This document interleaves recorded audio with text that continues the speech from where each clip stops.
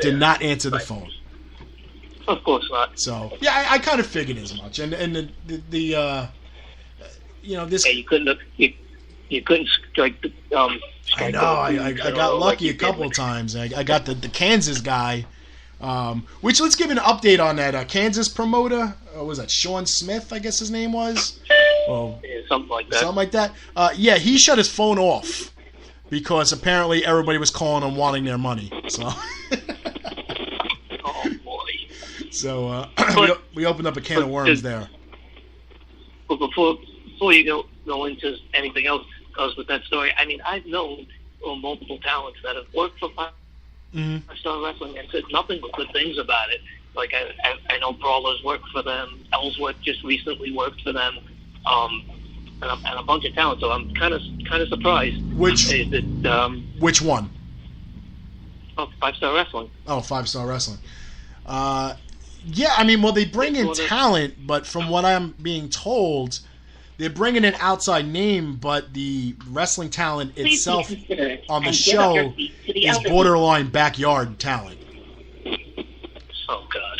So, it's not always, the guys that they stick on the poster. That's what gets people that come there, and they get kind of stuck with crappy wrestling. But, whatever the case may be. But, this guy owes people money. He owes a promoter money for bringing in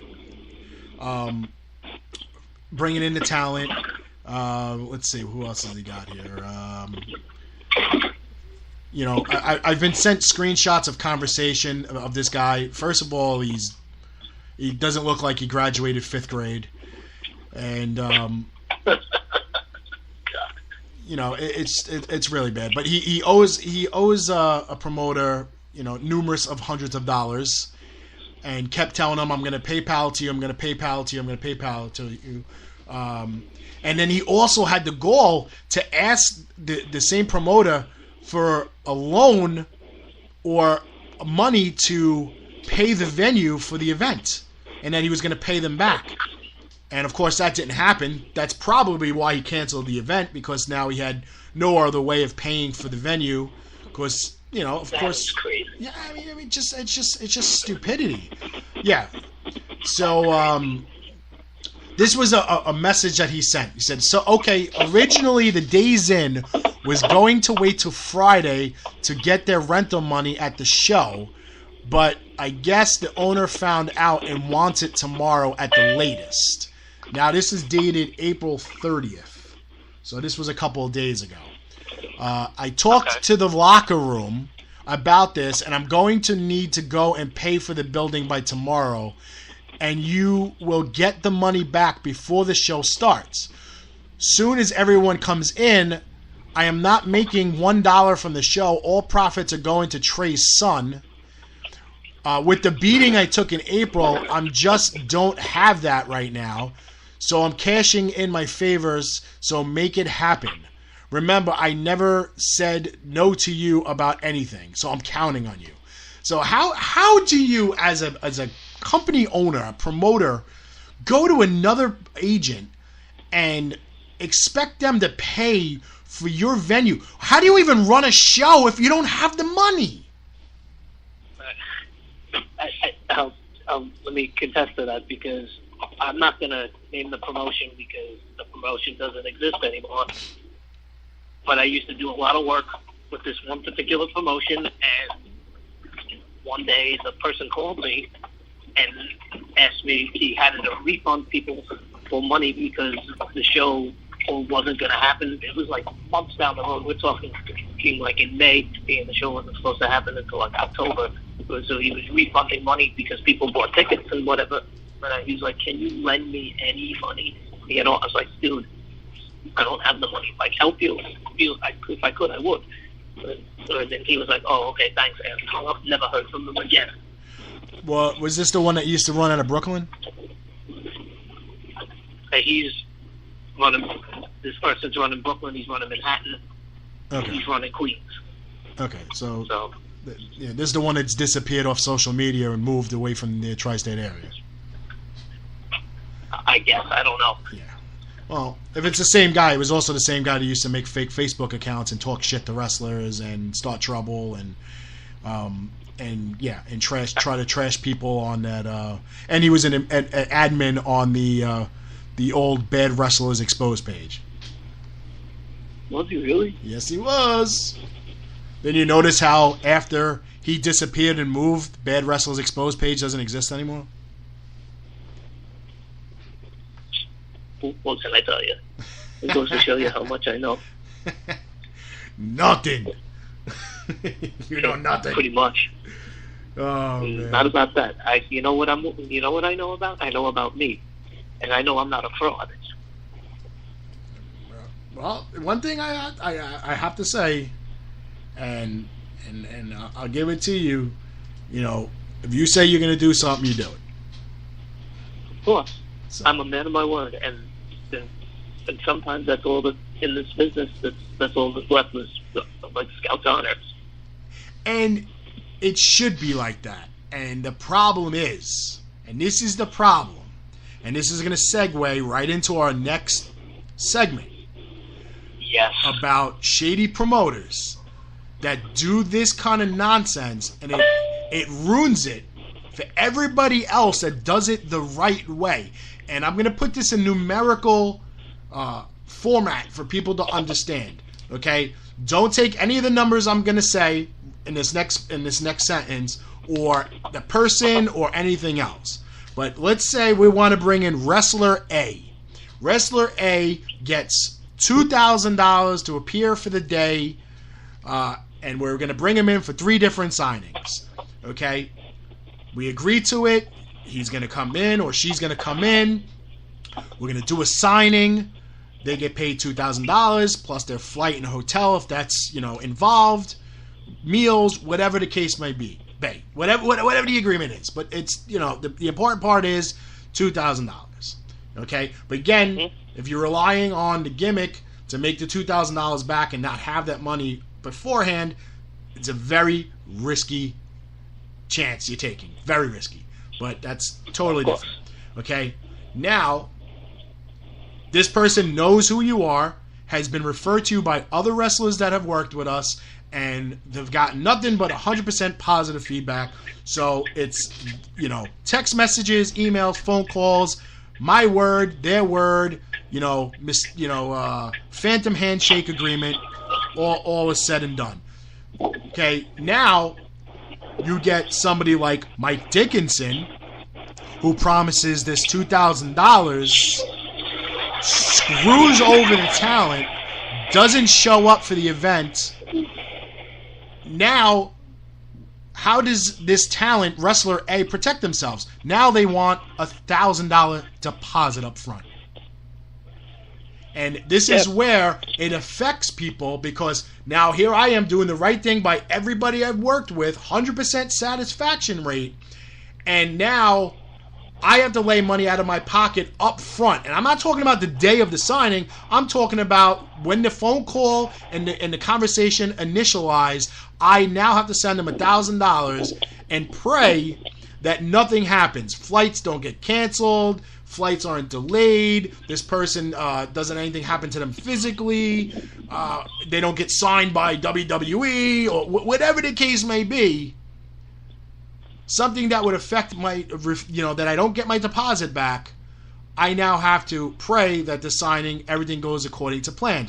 And why is that? Because the shady promoters that have the reputation of screwing people over make all the talent scared, and the only way they can keep themselves calm before doing a signing is making sure there's a deposit there, so if this person does flake out and screw them, at least they got paid for their time.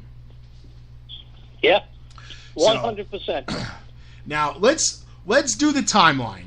Okay, let's start from the beginning. Mike Dickinson. Oh yeah. Black Cat Events. Yeah. Okay. Now it was it 2016?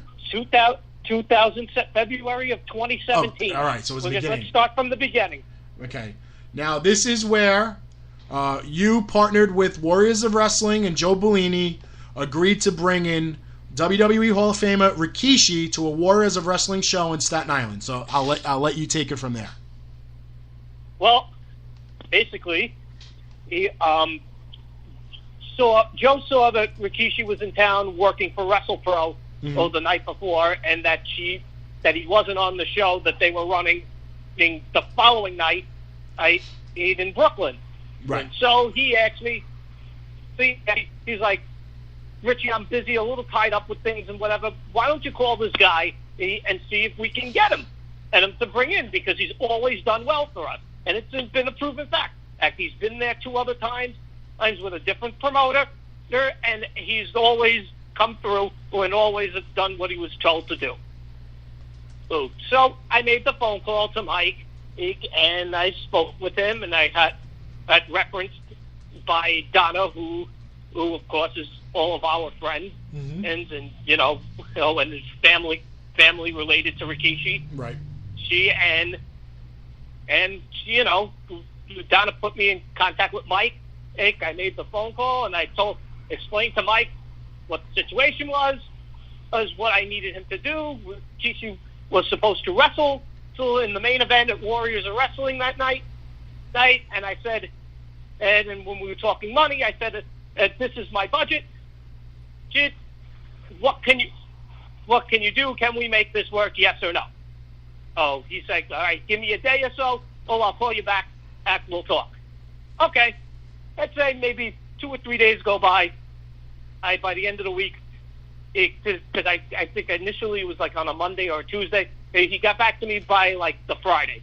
He called me. He's like, hey, I spoke to him. It wasn't going to work out. Whatever he wants, this amount of money, me or whatever and whatnot, because I was asking for more, or other than work. I also wanted a cut of the gimmick, because that's where I make my money on. Exactly. Because I don't make any money off the gate. Because there has to be something in this for me. Right. So I get there. So we're going back and forth. I said that the only way, and then Mike called me and said the only way that he will work at the budget that you asked if it was a 6-man tag match. And I said, well, it just so happens that the main event is a 6-man tag. Again, he just basically has to sit it on the ropes, do nothing, take the tag, give a stink face, and dance, pretty much. Right. And we will allow you to keep your gimmick, because I wasn't going to ruin the deal for Joe, because Joe and I had other things going on. We brought in WWE Hall of Famer Tito Santana that night for a meet and greet. He was paid to sign autographs, 100% professional. She'll always love working with Tito. I would like to bring him in at some point again when the timing's right.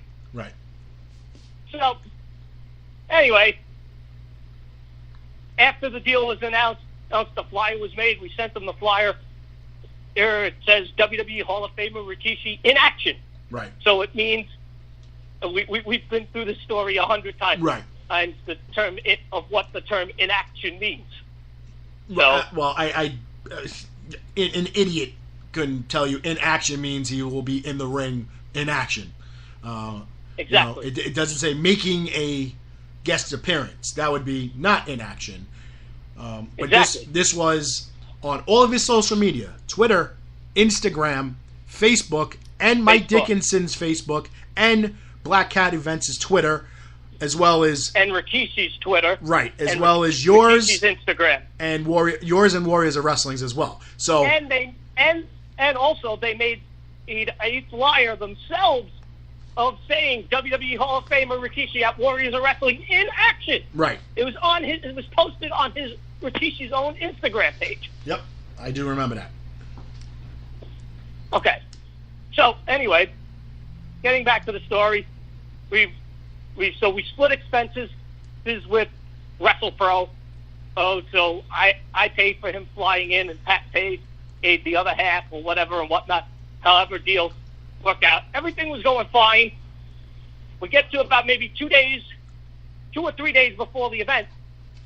Mike sends me an email out of nowhere saying, "Hey, you think by any chance you could change Rikishi Kishi's flight?" I said, why? He's like, I need him in town a couple of days. Is beforehand, blah. I need like a day or so beforehand, blah, blah, blah, blah, blah, so on and so